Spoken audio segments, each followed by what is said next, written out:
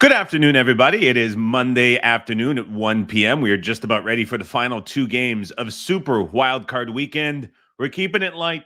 We're keeping it casual. We're keeping it pretty easy here on the Monday Final Thoughts live stream. If you have any questions about the final two games, get them into the chat on the right-hand side of the YouTube app, or maybe it's down below if you're watching on the desktop. I'll answer them as I go.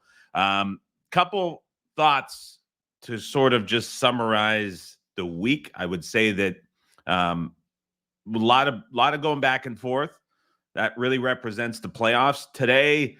A lot more certainty on one game, but that's kind of changing. And then the late game is a tricky one to talk about. So let's just kind of go both sides here, summarize where I'm at with both of these games and what we might be able to expect when watching these over the next 7.5 hours. So let's begin with the game kicking off in 30 minutes. Steelers on the road at the Buffalo Bills. From the service side, we released Buffalo minus 9.5 at minus 115. That price is currently a soft 10 across the board, and that total is hanging right around 39. I have a little bit of hesitation or a little bit of reserve with this one currently, despite the service release we have on Buffalo, because I thought that once this was kind of settled in and we knew that the weather would not be a factor like it is showing it will not be today, I was expecting this number to creep up higher. The logic and kind of discussion around the release was that we were looking at the same price.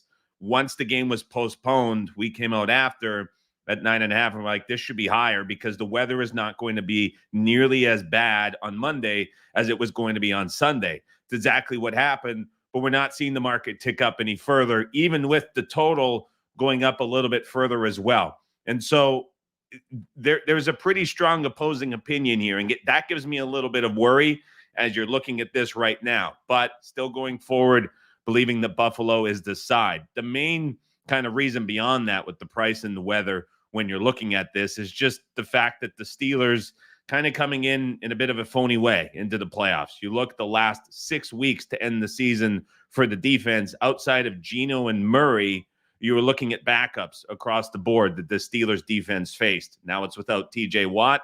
That's significant. It's also a big step up in class going on the road to play this Bills offense. On the other side, Mason Rudolph has made 3 starts. The Bengals 27th to end the season in defensive EPA.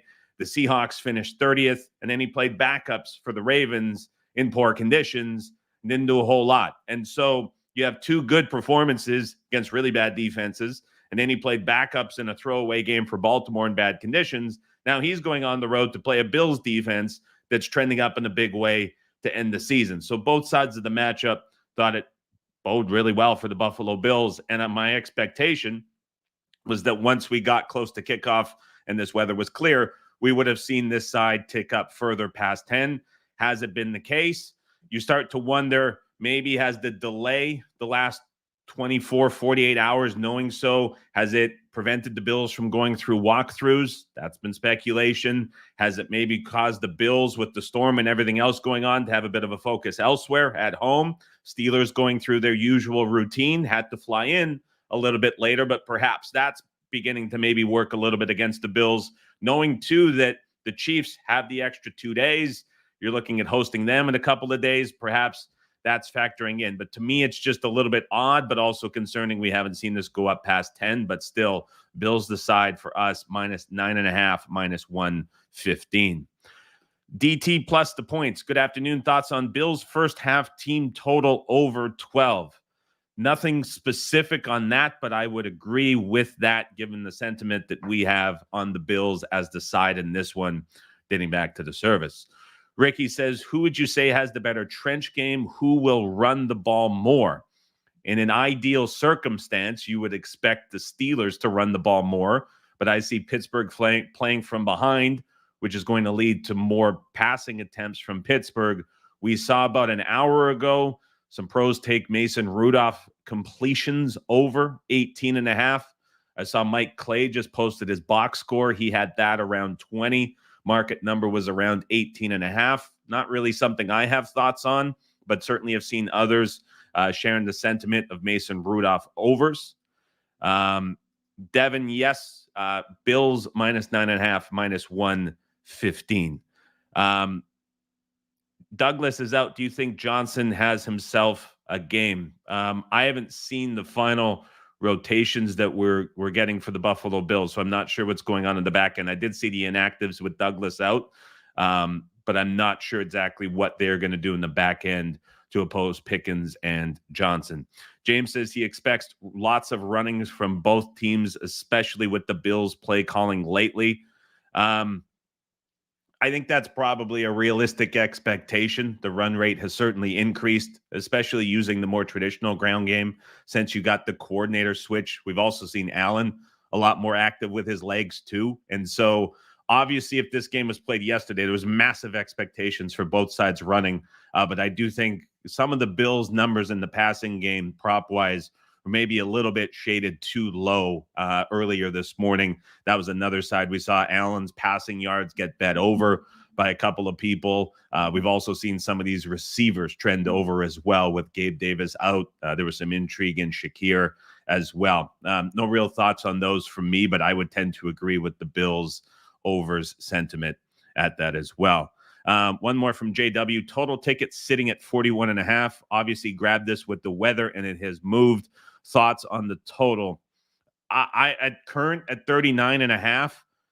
I mean, I would have, even at 39 flat as I look now across the board, I would kind of lean towards this being more of an over than an under, with the weather being such a non-factor. Was surprised to see it not adjust up more, but I had that same surprise with the side as well. And so there may very well be something that I'm missing here as you're looking at this side and total, which I thought both would have been higher once it was postponed to today with the move of the game. Joseph says, with Minka in and Watt out, which one is more impactful? I think it's 100% Watt is more impactful. I've actually been surprised to see how much Minka Fitzpatrick returning has been played up relative to the absence of TJ Watt. And so I know both have been big storylines, but certainly for me, I think Watt is more significant than the other. Let's get to the late game. And if you do have more questions on the games today, keep them coming in. I don't have a firm side or total in the Eagles-Buccaneers game. If you put me on the spot right now and you force me to give a lean on one side or the other, I would say the Eagles only because they're at a power rating point that, using composite ratings online, I had to go back to 2021, 2022 to see the Eagles rated this low. And the Buccaneers on the other side are at an all-time season high this year. And I just don't love backing teams at their absolute peak against teams at their absolute floor. And I mean, this is dead low for the Philadelphia Eagles in this spot, even as it is as an expensive 2.5 or cheap 3-point favorite. And so that would be the forced lean. Very little confidence in that. And I say very little confidence because there is a massive amount of question marks and variance with the Eagles offense against the Buccaneers defense. The big thing that you will have to watch for to determine if the Eagles are having success or not on offense is how Jalen Hurts is able to navigate the blitz from Todd Bowles. Bowles blitzes at the third highest rate in the NFL. And down the stretch this season, defensive coordinators against this Eagles offense have thrown a ton of pressure at Jalen Hurts, and he struggled in a very uncharacteristic fashion. For the season, he finished 22nd passing against the blitz, and down the stretch, it's looked much worse. You think back to the Giants game with Martindale. I mean, it was embarrassing for this Eagles offense with Hurts. And now you take away A.J. Brown, I think it's going to be a problem for Hurts. And what I don't know is, with Brown out, is this going to be a case where the Eagles go really screen pass heavy, especially with the Hurts finger injury? Or is this going to be a game where, knowing that the Buccaneers play a ton of cover one, which is a spot where Hurts typically thrives, are they really going to try to get Goddard involved? Because Goddard has been really the savior for them against this type of coverage and this type of defensive scheme. And now with Brown out, I feel like there's so much more emphasis on the tight end. When it comes to prop pricing around that, Goddard's at a season high, so I'd be hesitant to go anywhere near that. But with how they work guys in and out of the backfield, it's kind of a little bit tough to trust Swift, I think, as a receiver, because there's also the chance that we see the Eagles go really, really run heavy, especially if Hurts's hand is not 100%, which you would lead to believe it is, especially if he has a splint because he hasn't been throwing much this week either. And so I don't know what you're going to get from the Eagles offense at all. And if there was more indications that I could see that was like, okay, this is going to be a run heavy game plan, similar to what it was when they ran 40 times against the Bucs earlier in the year, I could kind of look at it one way. If you're telling me that it's going to need to be Johnson timing up screenplays at the right time to counter this blitz, you can kind of look at it another way. I don't know which way that it is going to go. I have a very high level of confidence that the Bucs defense, especially now that it's healthy, they're going to do what Todd Bowles loves to do, and they're going to go down if they happen to with that mindset and what he does. And so I think you know what you're getting from the Bucs defense. I just don't know how the Eagles are going to handle it, and that gives me a lot of hesitation. On the other side, obviously, we know the Eagles defense has been a disaster. You're probably looking at another tough spot for Patricia against this Bucs offense. But again, Mayfield's practicing in full. We don't know exactly how close he is to 100%. As reading through everything, you would be led to believe that he is closer to 100 than Hurts is closer to 100. But I don't know. And I could see a first-time offensive coordinator in Dave Canales in his first playoff game really tightening up. You saw the Cowboys tighten up yesterday in a big way and really do something different. You have a very veteran head coach with an offensive coordinator, his first time calling plays in this spot. He hasn't done anything typically like modern or revolutionary, you would call it, during the regular season. It's been run, pass at the highest rate in the NFL, first, second, third down for Dave Canales and this Bucs team. Like if Canales tightens up, you're kind of giving the Eagles defense a little bit of a pass because you're going to see a lot of first and second down runs with White into the strength of this Eagles defense. And so the ideal game plan for Tampa Bay would be get out there and get Mike Evans involved a ton, keep these target shares for Godwin around the 30% mark, get him involved a ton, let Mayfield throw. But I have the feeling that we see Canales kind of stick with what he has done, and that's a lot of run, pass, first, second, third down, which gives the Eagles a bit of a break, especially so if the rainy and rough conditions continue to hold through this game. So I really don't have much of a thought at all on the late game and how this one might play out. But again, if you were going to force me into a lean, I just, because the Eagles are at their absolute floor and the Bucs here at a peak, I would go Philly -3, but that is lacking any confidence at all. Couple other questions that I see in the chat in this one.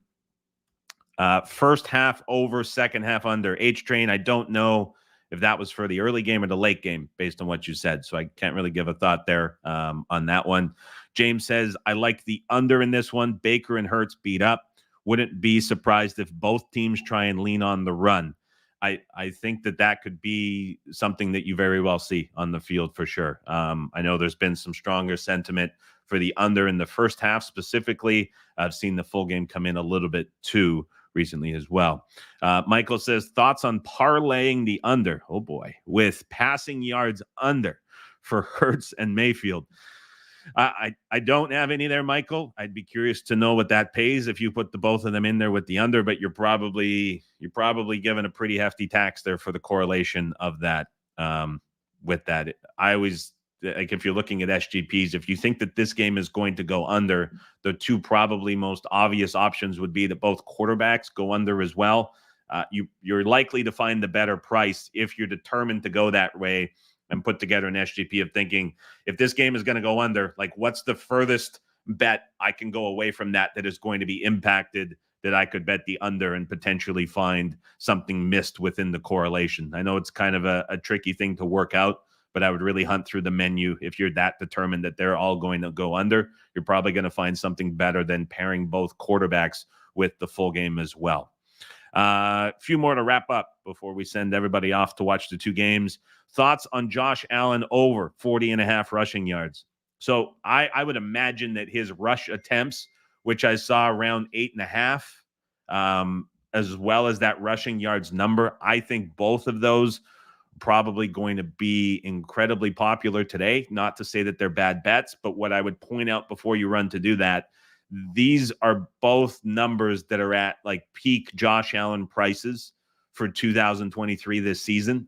We're looking at both of those way higher than what the recent closes have been and how these numbers have been trending. So there is a massive premium put on Josh Allen rushing the football in this game, both from an attempts perspective and from a yards perspective as well.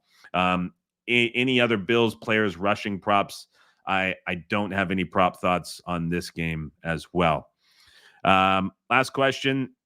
Hunter says both kickers over 1.5 field goals is probably a nice look in Eagles Bucks. Watch the rain in this game. There was forecasts for rain during the game. I know the latest weather report from Roth has scattered showers throughout the game too on that surface and in that stadium, the way that it swirls on the field. You could be looking at kind of ugly kicking conditions for that too. So don't know if I love that with the field goal look in this game. Last one to wrap it up. Ricky the Kid says, any thoughts on TD scores in this Eagles and Bucks game? Was thinking Swift and White. I don't have a TD score thought, but you mentioned Swift, and if you believe that the Eagles go screen game heavy to negate the blitz from Tampa Bay, I saw Swift is at 11.5 receiving yards as his prop. If you think that that screenplay option is going to be used to negate the blitz from Bowles by the Eagles, that 11.5 is going to be too low. The reason I don't have anything, and again, I hate doing content and saying this, but it's just kind of the reality of NFL playoffs. If you're thinking about it, you're getting the game time and you think that that's going to be a part of the game, that 11.5 is going to be too low. I just don't know if you're going to get more of that or if you're going to get a lot of run game from the Eagles. I wish I did, because that would allow for a lot of bets one way or the other, but it's really going to be a big divide between how the Eagles approach it, between getting a lot of screenplays involved or just going extremely run heavy and relying on that offensive line. So keep that Swift 11.5 in your mind if you think that screenplays are going to get thrown in here. So that'll wrap it up. We'll send everybody on their way. Again, we have Bills minus 9.5, minus 115 from the service. And then the very forced, no confidence lean for me in the late game would be Eagles minus 3. That'll do it for me. Have a fantastic Monday afternoon and evening watching the game, guys. Tomorrow morning, the podcast will be up on the feed with my initial reactions to all of the division round opening odds. And then we will have the live stream breaking down each of the 4 games in more details at the usual time on Wednesday at 9 a.m. Pacific here on the channel. If you've not yet subscribed, the subscribe button is down below. You'll get notifications for when these streams go live, so you can follow along in real time and participate within the live chat going forward. Enjoy the games, guys. Chat to you Wednesday morning back here on the channel, 9 a.m. Pacific time.